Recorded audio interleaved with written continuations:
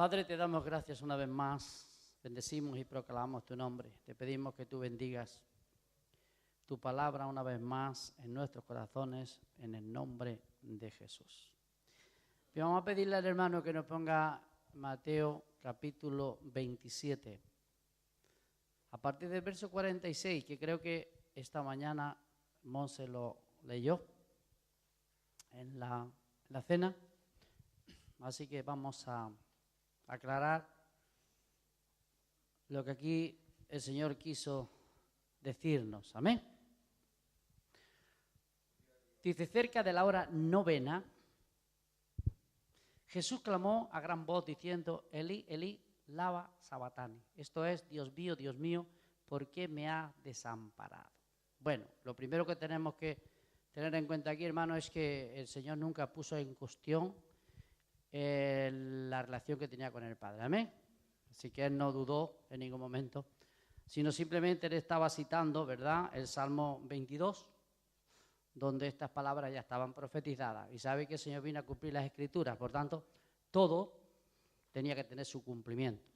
En ese Salmo, si usted lo ha leído alguna vez, está manifestando la angustia o anticipando la angustia que físicamente el Señor tenía que sufrir.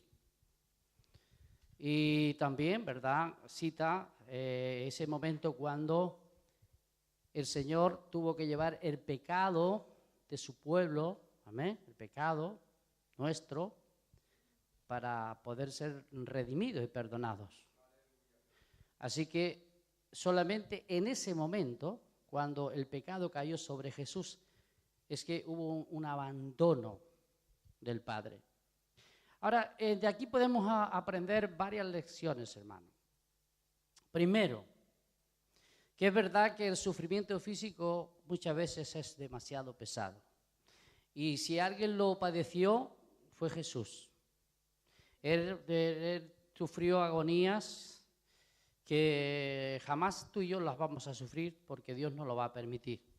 Así que él físicamente tuvo que sufrir unas agonías por causa del pecado horribles, cosa que no tenía que haber ocurrido en su vida porque él no merecía tal cosa. Usted sabe que el que sufre es porque peca, o el pecado trae resultado de sufrimiento.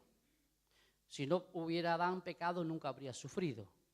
Sufrimos porque pecamos, pero Jesús, como no pecó nunca, no tenía por qué haber sufrido. Que Él sufre y toma el sufrimiento nuestro, ¿amén?, para librarnos del sufrimiento. Él muere en la cruz del Calvario para darnos la victoria. Pero algo que podemos ver aquí, y eso es lo que tú y yo tenemos que asombrarnos, hermanos, ¿verdad?, porque todos nosotros sufriremos diferentes causas, diferentes cosas en la vida. Unos tendrán una enfermedad, otros tendrán una pérdida. Bueno, cada cual puede experimentar un sufrimiento diferente. Algunos han tenido que dar su vida por Cristo y no sabemos qué ocurrirá en nosotros, no sabemos la sorpresa que Dios nos tiene preparado. ¿Quién puede anticipar lo que nos va a ocurrir? No lo sabemos. Pero, hermanos, es verdad que nadie tampoco nos puede librar de la muerte física, excepto que el Señor venga y nos arrebate, amén. Pero si Él no viene, vamos a tener que morir todos, tarde o temprano. Eso solamente Dios lo sabe, así que vamos a experimentar la muerte física. Pero aquí el Señor, al expresar este sufrimiento, Él tuvo que sufrir, tuvo que gustar esa muerte por el pecado. Él tuvo que experimentarla por nosotros. Alguien tenía que sufrir esa situación. ¿Y qué es esto, hermano? El Señor aquí está expresando realmente lo desastroso que va a ser los que tengan que experimentar la muerte espiritual.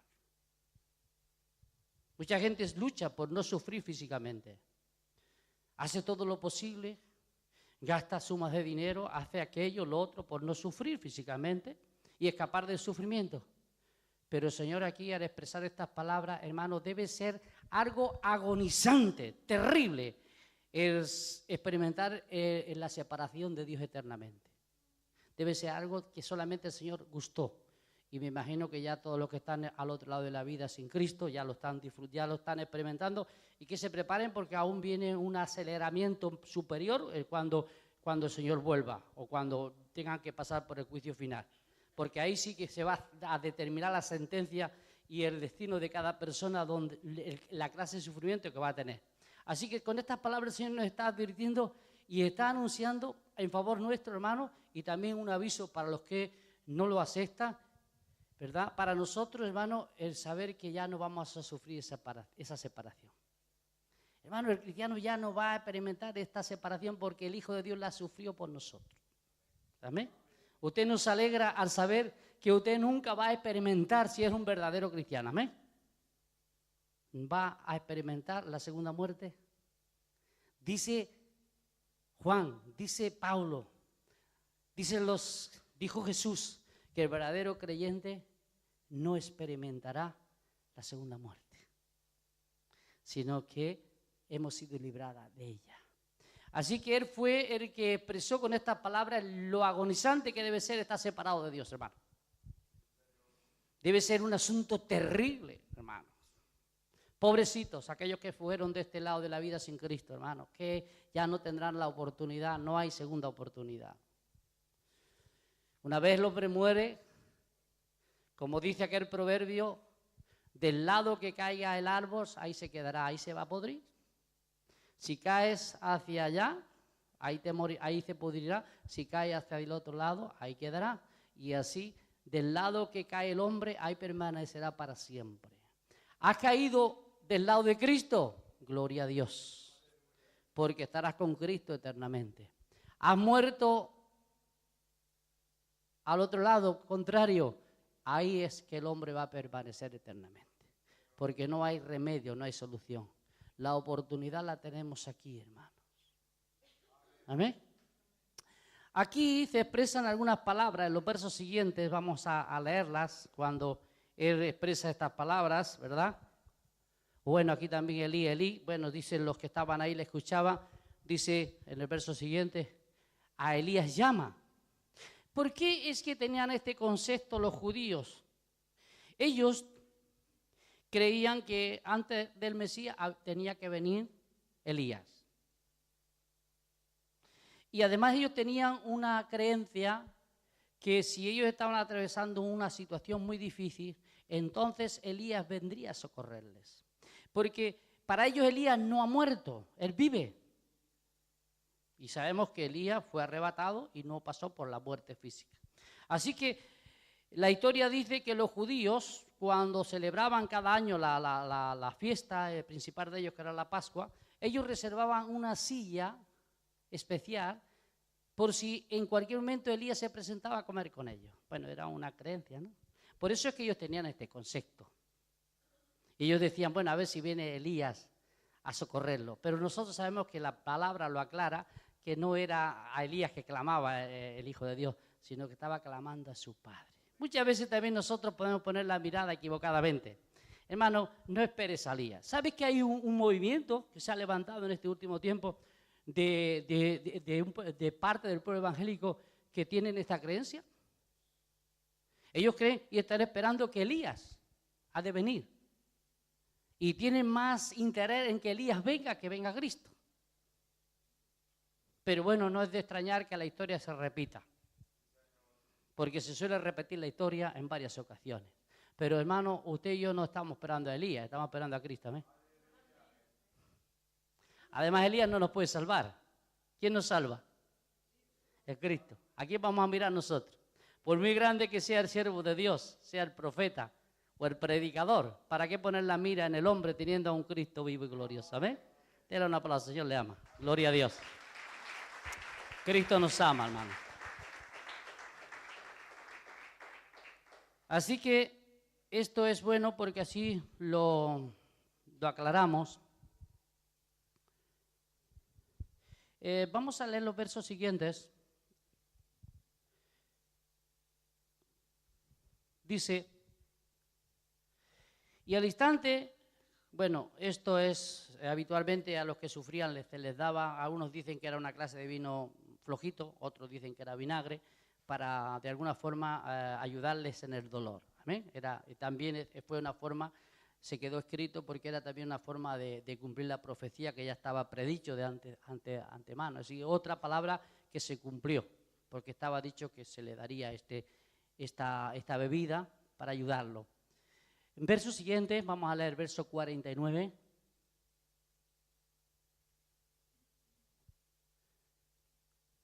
Bueno, dice dejar que Elías sigue al 50, 51, que es donde habla del templo, donde ya empezaron a ver unas señales, que yo quisiera estar hablando de estas señales. Entregó su espíritu, verso 50, a ver si los versos siguientes, creo que es el verso 51 donde habla del templo, sí, 51. He aquí el velo del templo se rasgó en dos, de arriba abajo, y la tierra tembló y las rocas se partieron. Bien, en ese tiempo, hermano, hubo varias señales, acontecimientos. Todo esto ocurrió como señales físicas de que el Mesías había venido. Amén. Eso fueron señales.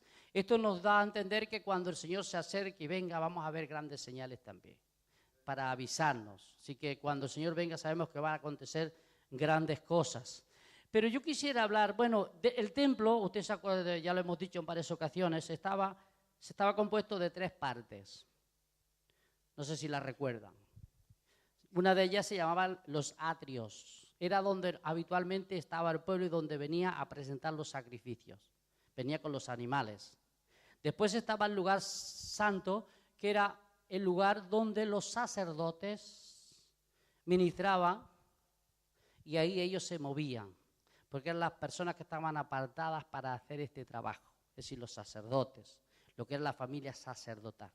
Y después estaba el lugar santísimo, que era el lugar donde estaba la presencia de Dios, donde estaba el arca, y en ese lugar solamente entraba el sumo sacerdote una vez al año solamente. Estaba totalmente prohibido que ningún otro sacerdote entrara a ese lugar. Solamente el sumo sacerdote podía entrar en ese lugar. En el templo se nos dice que había 2 velos. Estaba el primer velo, que era un velo muy vistoso, amplio, grande. Y después estaba este segundo velo, que era el que separaba el lugar santo del lugar santísimo. Este fue el velo que se rasgó. ¿Por qué se rasgó el velo, hermano? Porque fue un acontecimiento tremendo, porque fue un milagro. Nadie lo rompió. Además, ningún judío se atrevería ni tan siquiera a tocar ese velo. Ya le digo que no podía pasar tras ese velo nada más que sumo sacerdote una vez al año. Así que imagínense que esto no podía ocurrir porque alguien vino a romperlo. Estaba bien vigilado.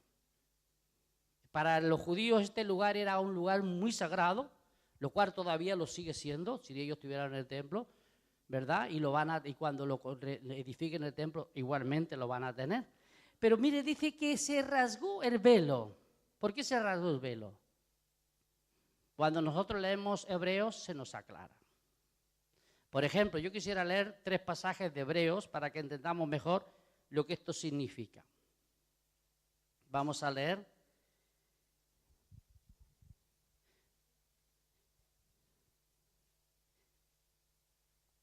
Uno de ellos está, no lo he apuntado, está en Hebreos 6. Yo le diré el versículo después. Vamos a pasar a Hebreos 9, versículo 1 y verso 14.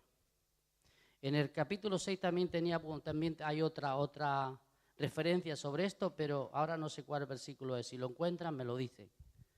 En el capítulo 6 de Hebreos. Pero no lo apunté. Sé que hay tres referencias sobre este aspecto para aclararnos el aspecto que esto nos quiere decir. Pero vamos a leer capítulo 9 de Hebreos, versículo 1. ¿Lo tenemos aquí ya? Hebreos, a ver hermano si lo puede poner. Si no lo... Es que yo no lo escogí en la Biblia, lo tengo ahí apuntado.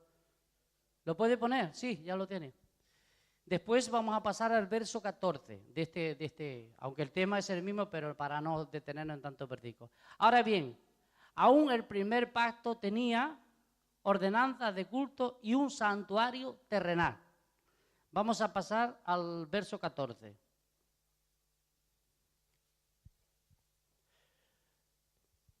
Dice, ¿cuánto más la sangre? Usted tiene que leer del verso 1 hasta el verso 14 para que lo entienda bien, pero yo no lo puedo leer versículo a versículo.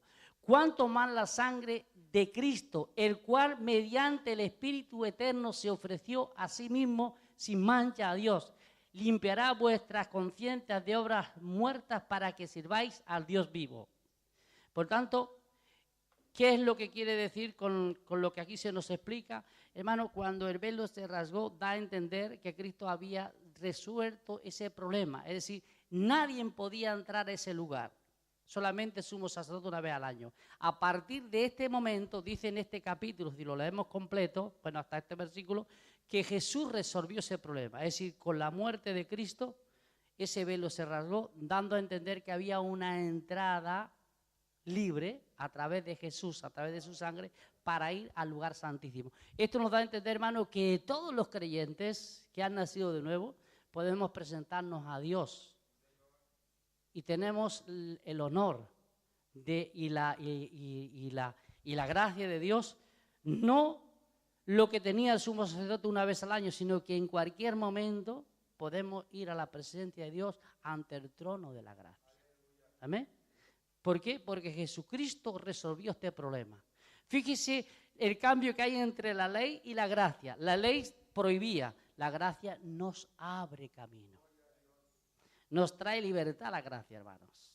El sacrificio de Cristo nos ha traído una libertad total. De tal forma que en el capítulo 10, versículo 19, lo vamos a leer también. Usted lea este capítulo, estos versículos que ya le he mencionado para que usted entienda mejor este aspecto, porque ahí se desarrolla.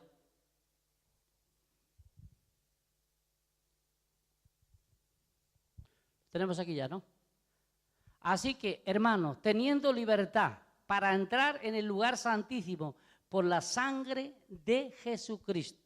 Amén. Así que podemos entrar al lugar santísimo por la sangre de Jesucristo. Amén. Así que no nos atrevamos a entrar a este lugar simplemente por nuestra justicia, porque creamos que ya tenemos tanta amistad con Dios que podemos hacer lo que queramos. Recuerde que es Él que murió, es Él que pagó el precio, es Él que nos abrió este camino nuevo y es a través de su sangre que Dios nos acepta. Es decir, cualquier hombre que se acerca a Dios sin la sangre de Cristo será rechazado. Por eso las religiones, se llamen cristianas, se llamen como se llamen, nunca serán aceptas ante Dios, porque Dios solamente nos ve a través de la sangre de Jesucristo. Solamente la sangre de Jesucristo nos limpia de todo pecado y Dios nos ve completamente limpios. El error, el concepto, el ego humano, no, yo ya soy bueno, yo a través de esto o aquello puedo acercarme a Dios. Está equivocado porque la palabra de Dios dice que no, que al lugar santísimo solamente podemos llegar a través de la sangre de Jesucristo. Amén. Usted tiene que entender esto. También si usted lee, vamos a leer hasta el verso 22, que aquí nos aclara un poquito más el aspecto. Vamos a leer los siguientes versículos para que veamos la libertad que tenemos, hermano, a través de esa agonía de Cristo. Porque el camino nuevo y vivo que Él nos abrió a través del velo, el velo que se rasgó, amén. Esto es de su carne, es decir, la muerte del sacrificio de su carne, y teniendo un gran sacerdote sobre la casa de Dios. Verso 21 y 22 vamos a leer también.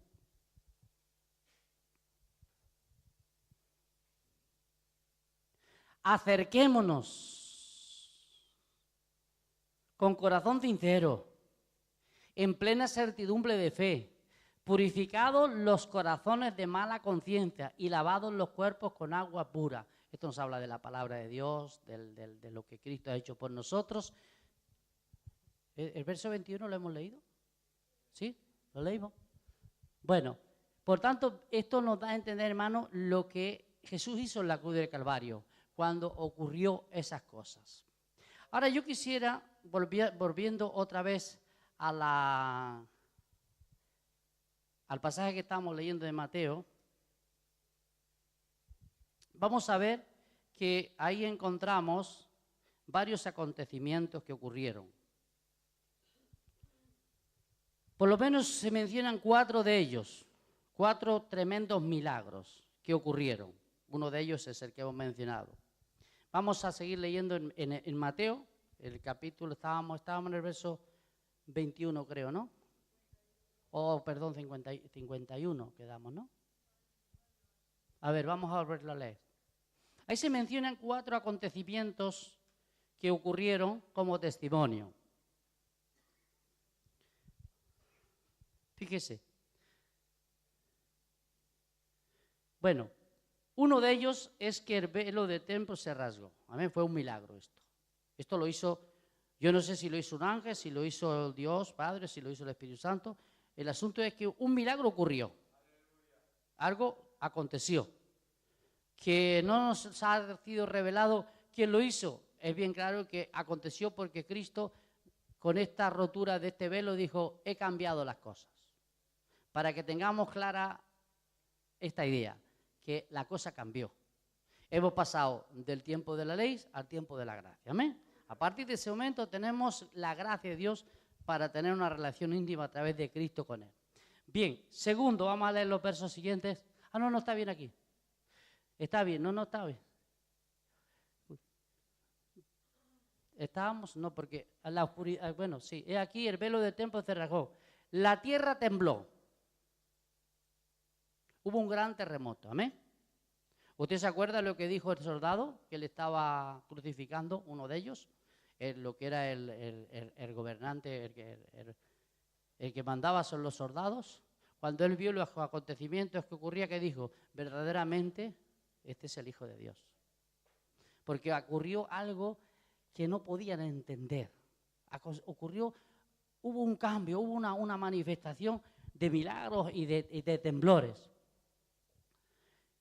Las rocas se partieron a través del terremoto. Hubo unas señales visibles, así que no podía la gente sino reconocer que algo estaba ocurriendo, que algo estaba sucediendo. Usted sabe que cuando el Señor venga en la segunda venida dice que también las rocas, ¿verdad?, caerán sobre la gente. Y muchos dirán, ocúltanos de la ira del Cordero. Va a haber también unos acontecimientos visibles en esa segunda venida de Cristo. Verso siguiente, ahí se mencionan otros 2 o varios acontecimientos, por lo menos se mencionan 4, he dicho. Y se abrieron los sepulcros y muchos cuerpos de santos que habían dormido se levantaron. ¿Quién eran estos que se levantaron? Mire, hay que tener en cuenta lo que dice. Cuerpos de santos, no eran gente inconversa. O eran verdaderamente judíos consagrados, ¿amén?, o personas que habían partido, personas que tenían una buena relación con Dios. Ahora, fíjese que resucitaron. En este acontecimiento dice que hubo un grupo de personas que salieron de los sepulcros. Ahora, fíjese que dice que dormían, no estaban muertos. ¿Qué es lo que dice del verdadero creyente? El cristiano no muere, duerme. Amén. El verdadero cristiano no muere, muere físicamente, pero espiritualmente no muere. Por eso dice, duerme, está en reposo esperando que te despierten. El Señor vendrá a despertarnos cuando Él vuelva si hemos muerto físicamente. Vendrá a traer un despertar. Pero fíjese, hermano, que estas personas, que no sabemos cuántos, dice que personas fueron resucitadas y salieron por toda la ciudad, Jerusalén, por si va seguramente. No sé si ocurrió en algunos otros lugares, pero dice que esto hizo que los muertos resucitaran. Que por cierto deban haber muerto otra vez, como le pasó a Lázaro. No quiere decir que porque hayan resucitado andan por ahí paseando. No, ellos volvieron a resucitar, posiblemente con el mismo cuerpo que tenían, y volvieron a morir, como ocurrió con Lázaro, con el hijo de la viuda de Naín, que también el Señor lo resucitó, pero la historia no nos dice cuándo volvieron a morir, pero seguro que murieron. Así que ellos, ¿para qué salieron? Para dar testimonio de que hay algo más allá. Muchas veces la gente me dice, hombre, si viniera alguien del otro lado de la vida y nos hablara, pues a lo mejor creeríamos. Oiga, pues aunque estos se resucitaron, los resultados no fueron muy favorables, porque no hubo mucha gente, parece, que creyó a través del testimonio de ellos. Bueno, ¿qué decían de Lázaro cuando resucitó? Porque lo vieron resucitado. Y pocos tiempos que estaban haciendo los judíos, lo querían matar también. Cuando a usted le diga, hombre, si el Señor hiciera un milagro tremendo, extraordinario en mi vida, digo de las personas inconversas, a lo mejor así creeríamos en Dios. No les creas. No necesitamos milagros, hermanos, para creer. Nosotros lo que necesitamos es creer la palabra y así creemos. Es creer estas cosas. El Señor, hermanos, permitió que todas estas cosas acontecieran. El velo se rasgó, la tierra tembló, algunos muertos resucitaron y hubo una manifestación de un poder manifestado sobrenatural en este momento de la muerte de Cristo. Y estas cosas, ¿por qué las ha dejado aquí el Señor? Para ti y para mí. La mayoría de la gente de estas cosas no les hacen caso, ni les afectan para nada. Pero a nosotros nos deben de alentar. Primero, lo importante es lo que Cristo ha hecho por nosotros, hermano. El favor tan grande que Él nos ha dado, amén. El saber que Él nos ha perdonado nuestros pecados, que hemos sido justificados, que ahora somos libres, no somos gente esclava. El creyente se hace esclavo porque se hace esclavo de un sistema. Nosotros tenemos que huir del sistema para no ser esclavos, ¿amén? No tenemos que estar sometidos al sistema. Tenemos que respetar las autoridades, los gobiernos y lo establecido, las leyes del país, aun cuando no estén de acuerdo con la palabra de Dios. No nos preocupemos de eso, están ahí. Pero como ya les he dicho en algunas ocasiones, en aquel día Dios juzgará las leyes de los hombres por su ley. Lo que rigirá al hombre es la ley de Dios, no la ley de los hombres. Muchas veces decimos, hombre, ¿y qué en España que tenemos la ley del aborto, por ejemplo, aprobada? Y nosotros los cristianos no estamos a favor del aborto, ¿verdad? Ni a favor de la homosexualidad. Son leyes de hombre. Y usted me dirá, pero hombre, y son leyes de los hombres y Dios las permite. Sí, Dios las permite para que la naturaleza caída del hombre se manifieste y él mismo sienta los efectos y el castigo. Porque ¿qué les pasa a muchos homosexuales? Que acaban con SIDA. Ahí tenemos los grandes famosos. ¿Cuántos han muerto ya de SIDA? Tenemos a Ross Hudson, creo que se llamaba, que fue el primero que descubrió. Ross Hudson se llamaba, ¿no? Descubrió. Creo que Anthony Perkins y muchos actores han muerto y eran personas dadas a ese vicio. ¿Lo hacían en secreto? Bueno, algunos de ellos lo quisieron publicar antes de morir para ayudar a la sociedad y para que muchos no siguieran su ejemplo. Bueno, Dios permite, como dice Romanos capítulo 1, ¿para qué? Para que de alguna forma sus propias leyes, sus propias normas sean un castigo para sus vidas. Bien, España, el gobierno anterior, aprobó ciertas leyes, pero ¿qué les trajo? Les trajo una derrota en las urnas. Mire cómo quedó el partido que gobernaba anterior a este. Perdió con casi una cantidad de votos enorme, de forma que fueron a parar a un partido que prometió, por ejemplo, pues resolver el problema del aborto, que hasta el día de hoy no lo ha hecho. Dijo que ciertas leyes pues pondría mano para corregir, porque esas leyes ante Dios, porque ellos dicen ser católicos, buenos católicos, y ellos saben que esas leyes no son buenas. Y muchas veces nosotros decimos, pero ¿cómo puede ser que vivimos en países donde estas leyes se permitan? No se preocupe, esas son leyes que Dios permite establecidas por los hombres. Los gobiernos las establecen, los partidos políticos las llevan a cabo, pero Dios juzgará en aquel día por sus leyes, y esas leyes serán reveladas como leyes contra naturaleza, contra Dios, y Dios juzgará a estos gobernantes por la ley de Dios. Así que nosotros no nos tenemos que preocupar. Claro, tenemos que orar para que estas leyes no se aprueben. Tenemos que clamar a Dios para que les dé la luz y vean que eso no beneficia a ningún país, que eso es una decadencia tremenda para los países que practican. Usted sabe que los países que mantienen unas leyes semejantes o parecidas a las leyes de Dios son los más prosperados. Inmediatamente que empiezan a imponer o a introducir leyes contra la palabra de Dios traen también problemas. Ahí tenemos el ejemplo de Norteamérica, tenemos el ejemplo de Inglaterra y de esos países que hace años atrás tenían unas leyes muy parecidas o se sometían a los principios bíblicos, pero poco a poco se han ido desviando y también han venido las consecuencias. Porque el que se rebela contra Dios y contra su palabra, tarde o temprano tendrá que pagar el precio. Amén. Por tanto, nosotros no nos tenemos que preocupar por eso. Nuestro deber es orar por todos los hombres. Y al fin y al cabo, el juez es Dios, no somos nosotros. Ahora, es bien claro que si yo me opongo y a mí me escuchan hablando así, hay países que no se puede expresar así.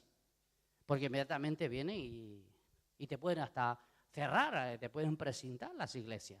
Si vas contra el gobierno o dice algo que el gobierno ha aprobado pero tú no estás de acuerdo. Bueno, pues esas son las consecuencias que dijo Jesús que teníamos que pagar, la persecución.